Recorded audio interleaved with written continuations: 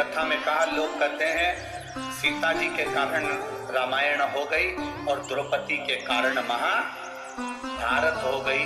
दुनिया के लोग ये शब्द कहना बंद कर दें कि द्रौपदी के कारण महाभारत हो गई और सीता जी के कारण रामायण हो गई।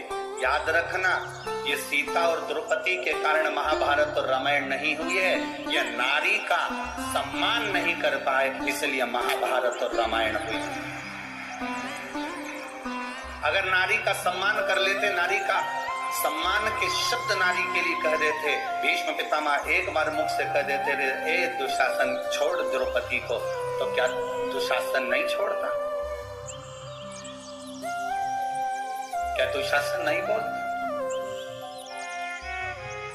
अगर एक बार सम्मान का शब्द संबोधन कर देते, भीष्म पितामह एक बार कह देते कि तुम द्रौपदी को छोड़ दो, वृद्ध के नाते अगर कह देते तो वो छोड़ देते,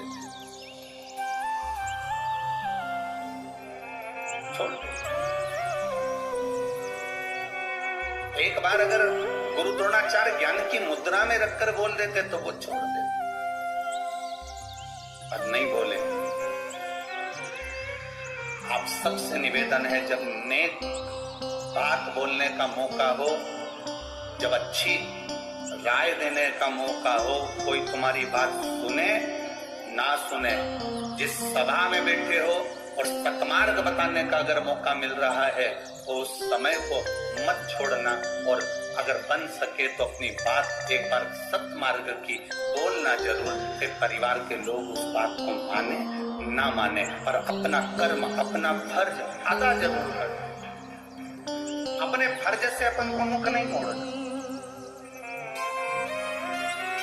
हमें अपना फर्ज अदा कर देना चाहिए, हमें अपनी बातों को सम्मुख में रख देना चाहिए, हमें अपनी बातों को संसार सागर के सामने रख देना चाहिए, क्योंकि हमारे पद की एक गरिमा है।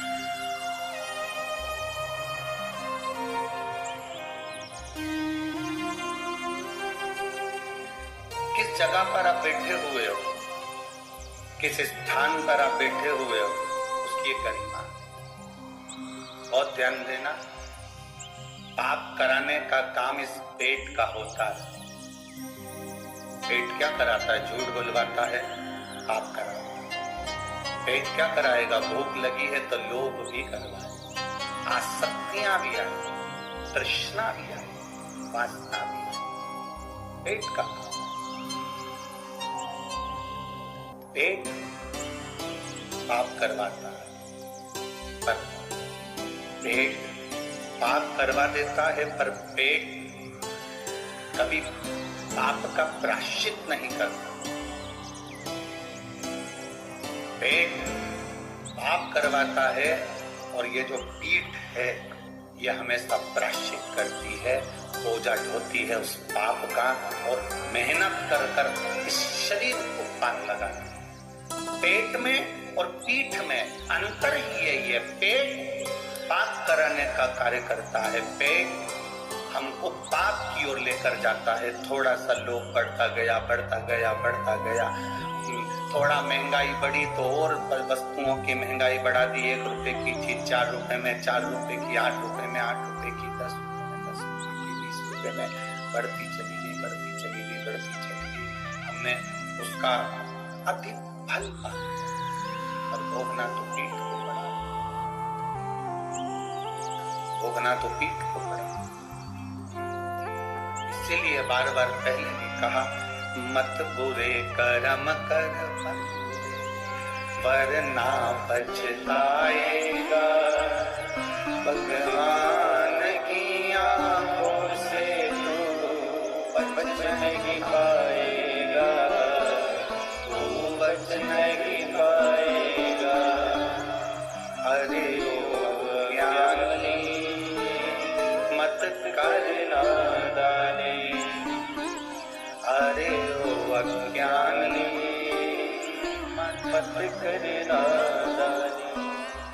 तेरे कर्म का फल भी तू ही पाएगा, जैसा किया तूने तेरे आगे आएगा।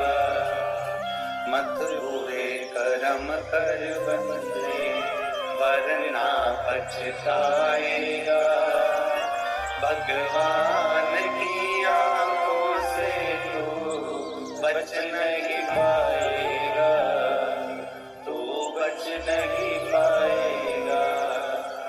अरे ओ अज्ञानी मत कर नादानी। आप इस स्थान की मर्यादा रखिए। सास हो, सास की मर्यादा रखिए। ससुर हो, ससुर की मर्यादा रखिए। ननंद हो, ननंद की मर्यादा रखिए। भाभी हो, भाभी की मर्यादा रखिए। भाई हो, भाई की मर्यादा रखिए।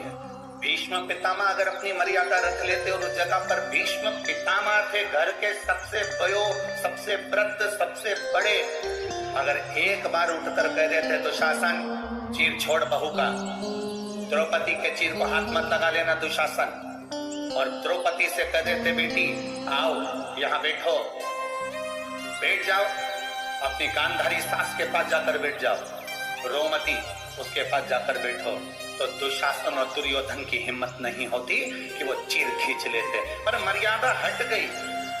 एक बड़ा अपनी मर्यादा ना छोड़े, एक छोटा अपनी मर्यादा ना छोड़े, एक बहू अपनी मर्यादा ना छोड़े, एक सास अपनी मर्यादा ना छोड़े।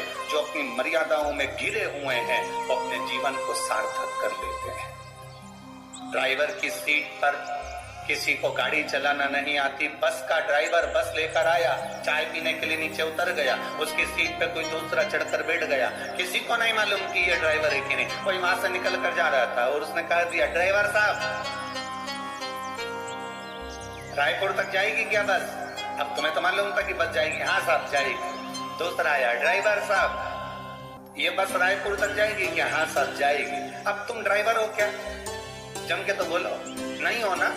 ड्राइवर की सीट पर जो बैठा है वो ड्राइवर नहीं है, पर वो चाय पीने ड्राइवर गया और ये उसकी सीट पर बैठ गया तो लोगों को क्या मालूम कि ये ड्राइवर है कि नहीं, परंतु सब ने कहा ड्राइवर साहब ड्राइवर साहब ड्राइवर साहब ड्राइवर साहब। सब गाड़ी में बैठ गए। मालूम पड़ा जैसे ये तो ड्राइवर था ही नहीं, ये तो नीचे उतर गया। ड्राइवर चाय पी के आया, गाड़ी में बैठा, ड्राइवर की सीट पर बैठा, उसने गाड़ी चलाना प्रारंभ करी। अर्थात ड्राइवर की सीट पर जो बैठा वो ड्राइवर कहला गया। ड्राइवर की सीट पर जो बैठा लोगों ने उसको ड्राइवर कह दिया। जो रोज रोज मंदिर में जाकर बैठता है, रोज रोज सत्संग में जाकर बैठता है, रोज रोज भगवान की कथा में जाकर बैठता है, उसको लोग कुछ भी कहते हो, पर धीरे धीरे लोग कहने लगते हैं ये तो कहीं का भक्त है रे, 24 घंटे मंदिर में पड़ा रहता है, 24 घंटे भगवान की भक्ति में रमा रहता है, 24 घंटे इसके पास कोई काम नहीं है। जहाँ भजन होता है वहां जाकर बैठ जाती है, जहाँ कीर्तन होता है वहां जाकर पहुंच जाती है। लोग उसका नाम बदल देते हैं, उसका नाम सुनीता नुनीता गीता पीता कुछ भी हो से कोई मतलब नहीं। उनके लोग कह देते हैं वो जीजी को बुला लो भजन वाली, बहुत अच्छा भजन गाती है, भक्ति इतनी अच्छी है, वो तो पूरी भक्तन बन गई रे शंकर जी की। अब लोग उसका नाम चेंज कर दिए क्योंकि भजन में बैठती है, भगवान के पास बैठती है, भगवान के करीब में रहती है, भजन में डूबी रहती है, इसलिए उसका नाम वहां बैठ बैठ के भक्त हो जाता है। जो सत्संग में जाकर बैठता है उसको लोग संत कहने लगते हैं। कई बार तुम कथा सुन सुन कर जाओ और अपने घर पर जाकर ज्यादा ज्ञान देने लगते हो ना छोटी छोटी बात के लिए, तो ही लोग कह देते हैं हमारी अम्मा आ गई है, बहुत बड़ी संत है। सियोर वाला महाराज की कथा सुन सुन के पूरी संत बन गई है, तो संत। और प्रेम जब अनंत हो गया, रोम रोम संत हो गया अपने आप। अब तुम चलो यहां बैठे थे, कथा में बैठे, भक्त कहलाए, संत कहलाए, मंदिर गए तो लोग पुजारी जी समझ लिए। मंदिर में रोज रोज पोछा लगाओगे तो दूसरे आके समझेंगे काम वाली है। बोलो सही है कि गलत है? कि मंदिर में नौकरी करती होगी, पर तुम्हें मालूम है कि मैं नौकरी किसी की नहीं कर रही, मैं तो नौकरी मेरे देव अधिदेव महादेव की कर रही हूं, उसके सिवा किसी की नहीं कर रही। बात तुम्हें नौकर समझो। स्थान जिस जगह पर तुम बैठ रहे हो उसकी कीमत देखिए कितनी है। अब चलो तुम जाके